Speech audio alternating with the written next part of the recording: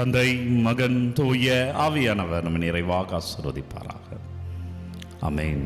அன்பர்களே, வியாழக்கிழமை குழந்தை இயேசுவினுடைய இரக்கம். வியாழக்கிழமை என்றாலே ஆண்டவருடைய இரக்கத்திற்கு உங்கள் அனைவரையும் அன்போடு வரவேற்கிற இந்த காலை சுபம், இந்த காலை ஆசீர்வாதம், இந்த காலையில் அவருடைய வல்லமை ஆண்டவரிடம் கேட்கணும். அவர் வார்த்தையை கேட்கணும். அவர் எந்த பாதையை காட்டுகிறார் என்பதை நம்ம அவர்கிட்ட கேட்டு பெற்றுக்கொள்ள வேண்டும். அவர் நம்ம வாழ்க்கையில் என்ன செய்யணும், என்ன செய்யக்கூடாது என்ற தெளிவை தருகிறார். அதை நாம் கேட்டு பெற்றுக்கொள்ள வேண்டும். பிரியமான இறை உறவுகளை, ஆண்டவரிடம் கேள் வாழ்வோம்.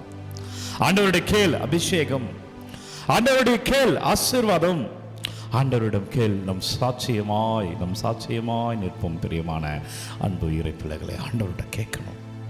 இறை வார்த்தை தருகிறேன் பாருங்க. கொலோசியர் புத்தகம் 1ஆம் அதிகாரம் 6வது வார்த்தை. பைபிள் இருந்தா எடுத்து பாருங்க. கொலோசியர் புத்தகம், கொலோசியன்ஸ் 1:6. உலகம் முழுவதும் பரவி பயனளித்து வரும் நற்செய்தியை. இந்த கடவுளுடைய ஆசீர்வாதம்ன்றது இந்த உலகம் முழுசும் நீங்க பரவி இருக்கிறது. இந்த கிறிஸ்தவர்களை பார்த்து பயப்படுறது காரணம் என்ன? கிறிஸ்தவர்கள் அங்கங்க தாக்கப்படுகிறார்கள். காரணம் என்ன? பயம். உண்மை கடவுள் தேடி ஓடுகிறான். நீங்க யாரும் மதம் பரப்பல, அந்த கோயிலில் அது நடந்துட்டு இருக்கு. ஆனா அந்த ஆசீர்வாதம் இருக்குதுன்னு பார்த்து தேடி ஓடுறோம். இதை பார்த்து ஒரு பயம், ஐயோ எல்லாரும் மாறிடுவார்கள். உண்மை ஒரு நாள் நின்று தான் ஆகணும். உண்மை உன்னை விடுதலை அளிக்கும் என்கிறார் ஆண்டவர் நற்செய்தியில. ஆக இது இந்த உலகம் முழுவதும் பரவி பயனளித்து வருகிறது. இந்தியா மட்டும் இல்ல, உலகம் முழுவதும் ஆண்டவர் தேடி வருகிற பிள்ளைகள் அறுவடை செய்கிறார்கள்.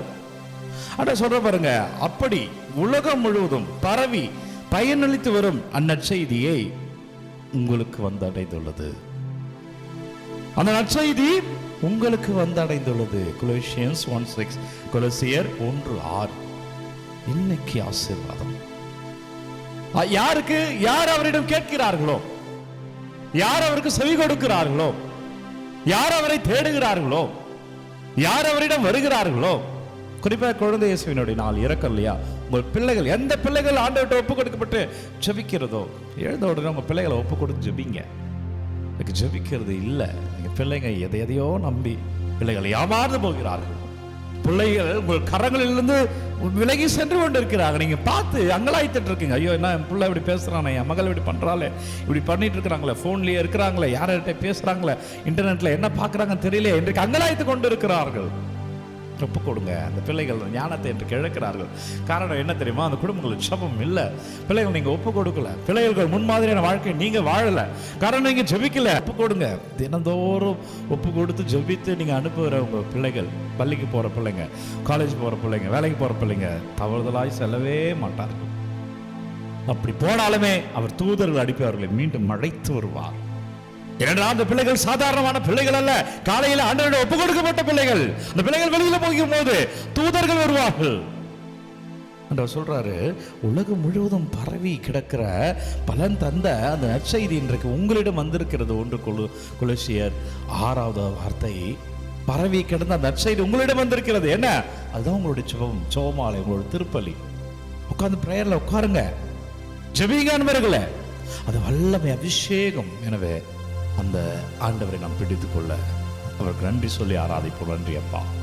அப்பா, உம்மை துதிக்கிறோம். ஆண்டவரே, நன்றி செலுத்துகிறோம். ஓ வல்லவரே, நல்லவரே, நன்றி. இந்த நாளுக்கு நன்றி, இந்த அபிஷேகத்துக்கு நன்றி, இந்த ஆசீர்வாதத்துக்கு நன்றி அப்பா. அந்த கிருபைக்கு நன்றி. ஆண்டவர் வழி நடத்துங்க அப்பா.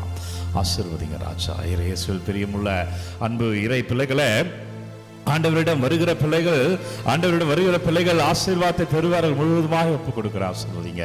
ஆசீர்வாதத்தை பெறுவார்கள். நற்செய்தி அதை தான் சொல்லுகிறது. அந்த நற்செய்தியை, அந்த ஆசீர்வாதத்தை இயேசு எப்படி செய்தார் என்றால், சீடர்களை அனுப்புகிறார். அவ்வளவு நாள் இயேசுவோடு இருந்தவர்களை இயேசு பணிக்காக அனுப்புகிறார். அப்படி வந்தவர்தான் குருமார்கள், அப்படி வந்ததுதான் கிறிஸ்தவம். எனவே பிரியமானவர்களே, அப்படி அனுப்புகிற பொழுது அவர் மனநிலை என்னவாக இருந்தது என்றால், ஆண்டவர் மனநிலை என்னவாக இருந்தது? தன்னுடைய அதிகாரத்தை தருகிறார். யாரெல்லாம் ஜெபிக்கிறாங்களோ அவங்களாம் ஆண்டவருடைய அதிகாரத்தை பெறுகிறார்கள். நீங்க ஒவ்வொரு நாளும் உங்க பிள்ளைகளை பிரேயர்ல ஒப்பு கொடுத்து ஜெபிக்கும் பொழுது அந்த பிள்ளைகளுக்கு நீங்கள் கடவுளுடைய அதிகாரத்தை பெற்று தருகிறீர்கள்.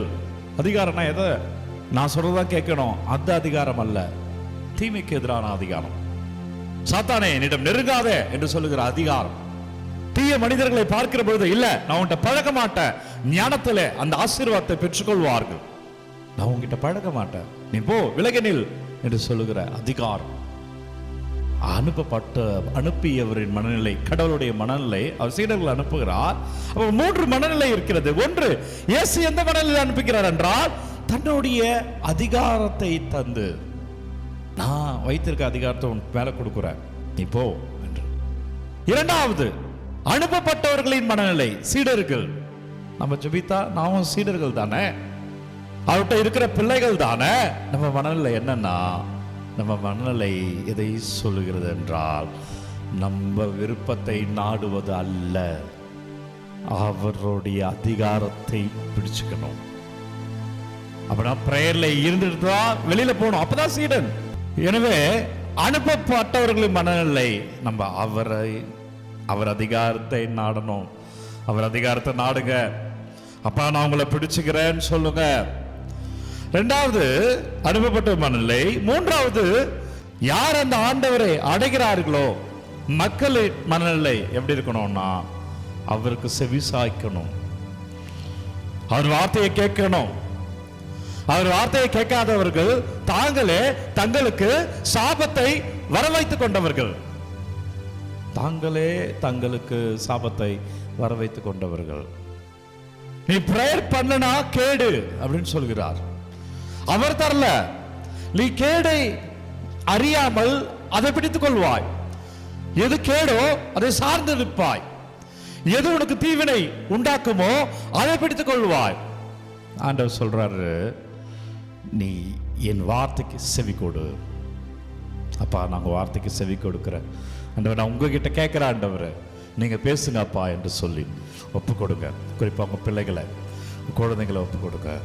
நன்றி ஆண்டவர், வல்லவரே நன்றி, நல்லவரே நன்றி. அப்பாவை துதிக்கிறோம், நன்றி செலுத்துகிறோம். வழி நடத்துங்க ராஜா, ஆசீர்வதிங்க தகப்பனே, ஆசீர்வதிங்க ஆண்டவர். உங்க வல்லமையில நாங்கள் வாழ அபிஷேகத்தில் இருக்க பிள்ளைகள் என்னவெல்லாம் விண்ணப்பங்கள், கஷ்டங்கள், கவலைகளை ஒப்பு கொடுக்கிறார்களோ உங்க பாதத்தில் வைக்கிறேன், நீங்க தொடுங்க ஆண்டவரே. நீங்க ஆசீர்வதிங்க அப்பா, நீங்க விடுதலை தாங்க. உங்கள் விண்ணப்பங்களை எல்லாம் அவர் ஆசீர்வாதமாய் மாற்றுகிறார். ஆண்டவர் இயேசுவின் பெயரிலே உங்கள் பிள்ளைகள் எல்லாம் அபிஷேகமாய் ஆசீர்வாதமாய் இருப்பார்கள். என் மகனே மகளே, நீ ஆசீர்வாதமாய் வாழ்வாய். இந்த நாள் இனிய நாள். ஆண்டவரிடம் கேட்கிற பிள்ளைகளே, இதோ அபிஷேகம் இயேசு கிறிஸ்து திருப்பெயரிலே, உங்கள் நம்பிக்கையிலே இதோ ஆசீர்வாதம். எல்லாம் வல்ல இறைவ நம்மை தந்தை, மகன், தூய ஆவியா நம்மை நிறைவாக ஆசீர்வதிப்பாராக. ஆமென். அன்பர்களே, ஒவ்வொரு நாளும் விடியற் காலை 3 மணிக்கு இந்த ஆராதனை வழங்கிக் கொண்டிருக்கிறோம். யாருக்கு தேவைன்னு நினைக்கிறீங்களோ அவர்களோடு பகிர்ந்து கொள்ளுங்க. ஒரு விண்ணப்பங்களை கமெண்ட்ல அனுப்புங்க. உங்களுக்காக நான் தொடர்ந்து ஜெபிக்கிறேன். God bless you. Take care.